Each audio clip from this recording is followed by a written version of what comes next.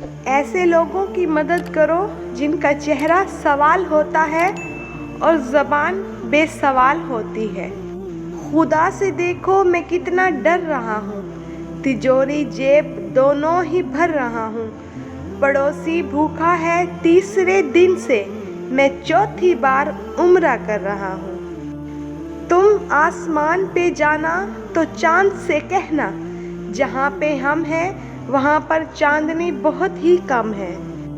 بھوکے مسکین کے پیٹ میں ایک لقمہ پہنچانا 1000 مساجد کی تعمیر سے بہتر ہے۔ کہتے ہیں انسان اپنا پہلا پیار کبھی نہیں بھول سکتا، پھر نہ جانے کیوں لوگ اپنے والدین کو بھول جاتے ہیں۔ کچھ پل بیٹھا کرو اپنے بزرگوں کے پاس، ہر چیز گوگل سے نہیں ملا کرتی۔ جو مجھ سے روز پریوں کی کہانی سن کر سوتے تھے، اب ان بچوں کو میرا بولنا اچھا نہیں لگتا۔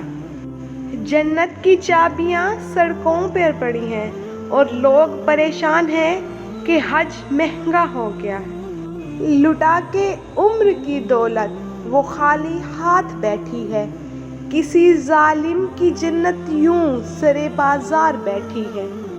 آپ ساری دنیا جیت لو، جو مرضی کر لو، جتنی بھی دولت اکٹھی کر سکتے ہو کر لو، آپ عروج کے جس مقام پہ بھی ہو، آپ دیکھو گے کہ بے شک ماں باپ کے بغیر زندگی کچھ بھی نہیں ہے۔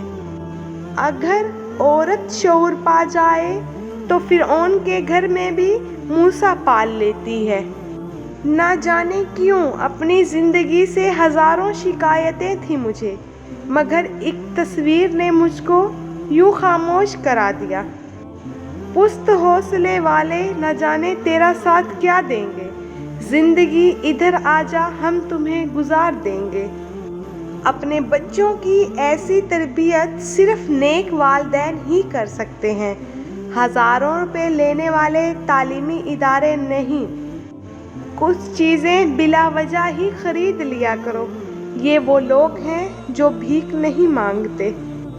جس دن یہ قوم روٹی کی بجائے چابی حاصل کرنے کی کوشش کرے گی، وہی دن حقیقی انقلاب کا پیش خیمہ ثابت ہوگا۔